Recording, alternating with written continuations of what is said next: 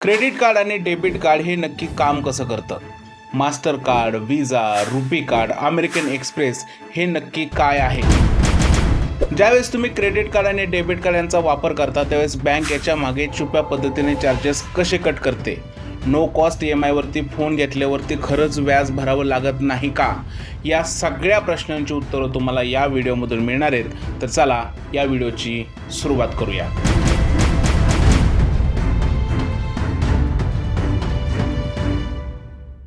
जेव्हा आपण बँकेमध्ये खातं उघडतो त्यावेळेस बँक आपल्याला प्लॅस्टिक मनी म्हणजे डेबिट कार्ड देते. मार्केटमध्ये डेबिट कार्ड व्यतिरिक्त क्रेडिट कार्ड आणि प्रीपेड कार्ड सुद्धा अवेलेबल आहे.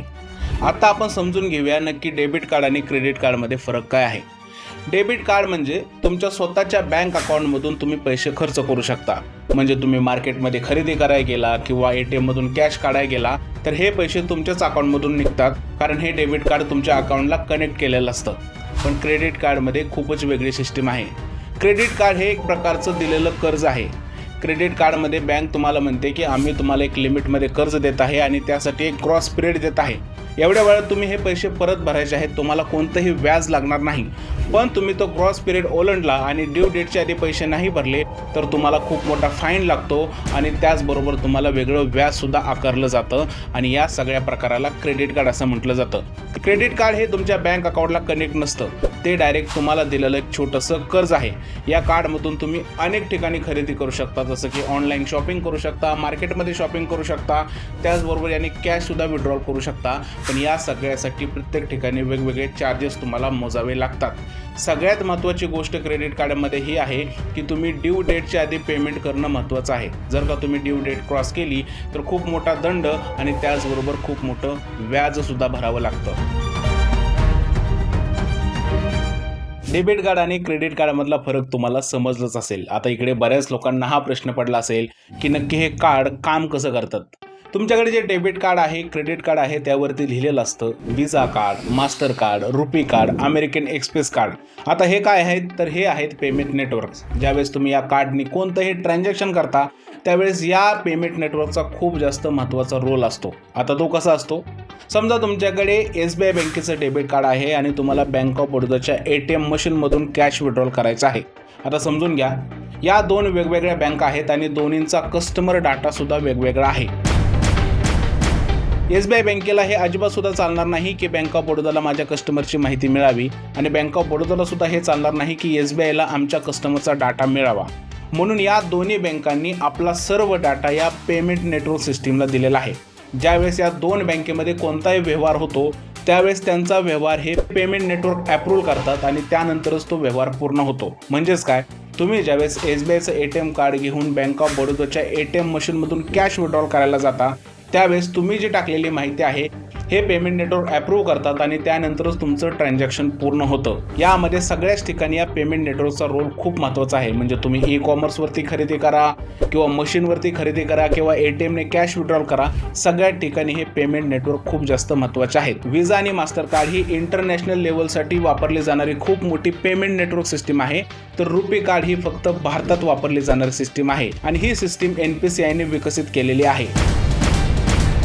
ज्यावेळेस तुम्ही एखाद्या मशीनवरती कार्ड स्वाईप करता त्यावेळेस चार गोष्टी खूप जास्त महत्त्वाच्या असतात. पहिला असतो कार्ड होल्डर म्हणजे तुम्ही स्वतः, दुसरा असतो मर्चंट म्हणजे ज्याची मशीन आहे तो, तिसरा असतो इश्युअर म्हणजे ज्या बँकेनं कार्ड दिलेलं आहे ती बँक, आणि चौथा असतो ॲक्वायर म्हणजे ज्या बँकेमध्ये तुम्ही ट्रान्झॅक्शन पूर्ण करत आहात तो.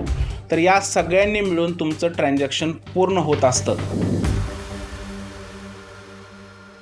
जर काही पेमेंट नेटवर्क बँकांना ऑनलाईन ट्रान्झॅक्शन पूर्ण करण्यास मदत करतात तर ते पैसे नक्की कसे कमवतात. समजा तुम्ही एखाद्या दुकानात गेला आणि तिकडे जाऊन तुम्ही 100 रुपयाचा शर्ट विकत घेतला आणि तुम्ही जर का तुमचं डेबिट कार्ड किंवा क्रेडिट कार्ड स्वाईप केलं तर त्या दुकानदाराला MDR म्हणजेच फक्त 98 रुपये भेटतात आणि 2 रुपये हे या सर्व लोकांमध्ये वाटले जातात.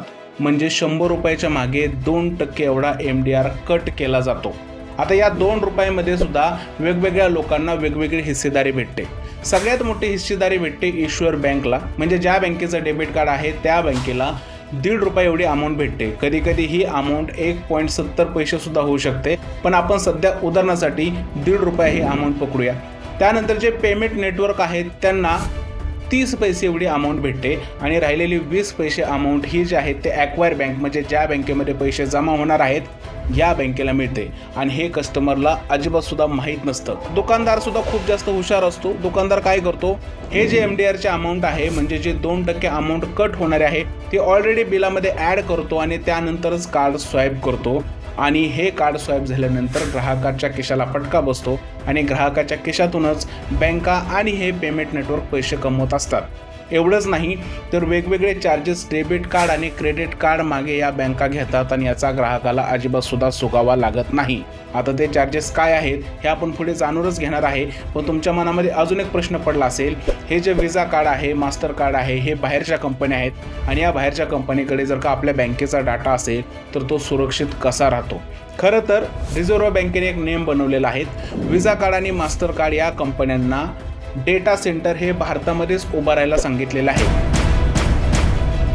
म्हणजेच आपल्या बँकेतील कस्टमरचा डाटा हा भारतातच राहणार, भारताच्या बाहेर जाणार नाही। ज्या पेमेंट नेटवर्क कंपनी आपल्या भारतामध्ये डेटा सेंटर उभारणार नाहीत त्यांना आपल्या देशामध्ये एंट्री दिली जाणार नाही। त्यामुळे व्हिसा आणि मास्टर कार्डचे डेटा सेंटर हे बँगलोरमध्ये आहेत, त्यामुळे आपल्या देशातील लोकांचा बँक डाटा हा सेफ राहण्यास मदत होते। आता आपण समजून घेऊया की डेबिट कार्ड आणि क्रेडिट कार्डच्या मागे या बँका पैसे कसं कमवतात आणि लोकांना अजिबात सुद्धा सुगावा लागत नाही।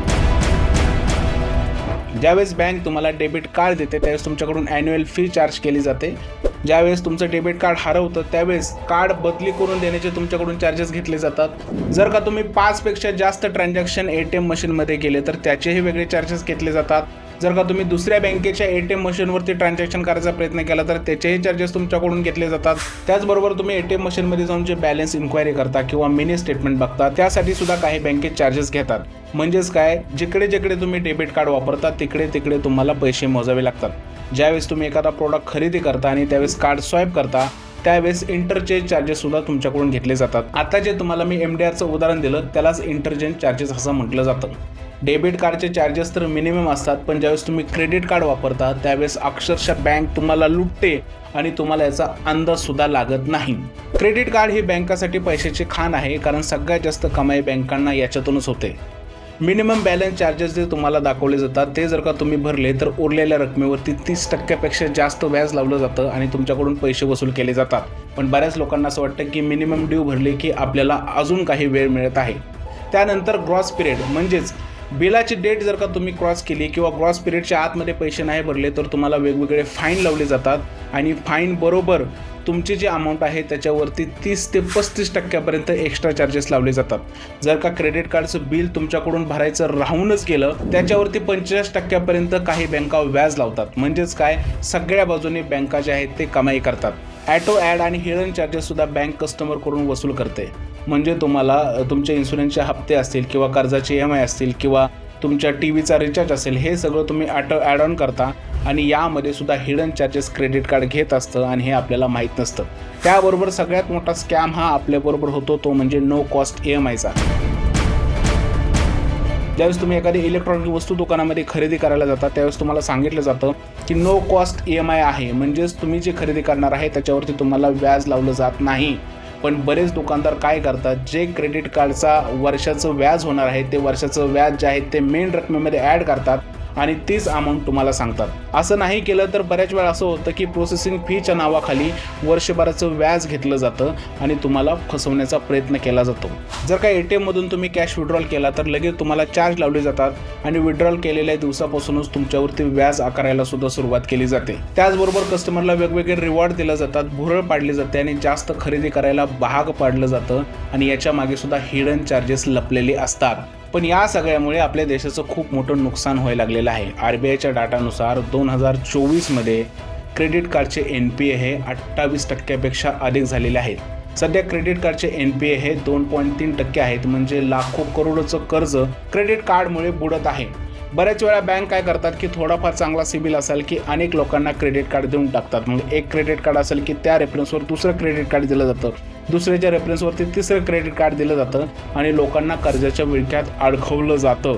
खरं तर अशा प्रकारचे क्रेडिट कार्ड देऊन बँका लोकांना कर्जबाजारी करत आहेत। त्याचबरोबर हे क्रेडिट कार्ड NPA होत आहेत, त्यामुळे बँकाचं आणि ज्या लोकांचे या बँकामध्ये खाते आहेत त्यांचं सुद्धा खूप मोठ्या प्रमाणावर नुकसान होत आहे.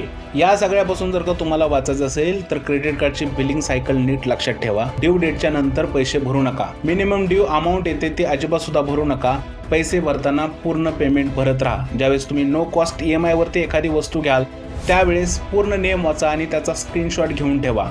क्रेडिट कार्डने ATM मशीनमधून पैसे विड्रॉल करण्याचे टाळा. जर का तुम्ही असं करत असाल तर परत एकदा सांगतोय की तुमचं खूप मोठं नुकसान होऊ शकतं. म्हणून जाता जाता एकच सांगेन की ज्यावेळेस तुम्ही क्रेडिट कार्ड आणि डेबिट कार्डचा वापर करता त्यावेळेस लपलेले चार्जेस काय आहेत ते आधी चेक करा आणि त्यानंतरच खरेदी करा. मला आशा आहे की तुम्हाला हा व्हिडिओ आवडला असेल. जर का व्हिडिओ आवडला असेल तर त्याला लाईक करा, शेअर करा, चॅनलला सबस्क्राईब करायला विसरू नका. भेटूया पुढच्या अशाच एका एज्युकेशनल व्हिडिओ बरोबर. तोपर्यंत जय हिंद, जय महाराष्ट्र आणि भारत माता की जय.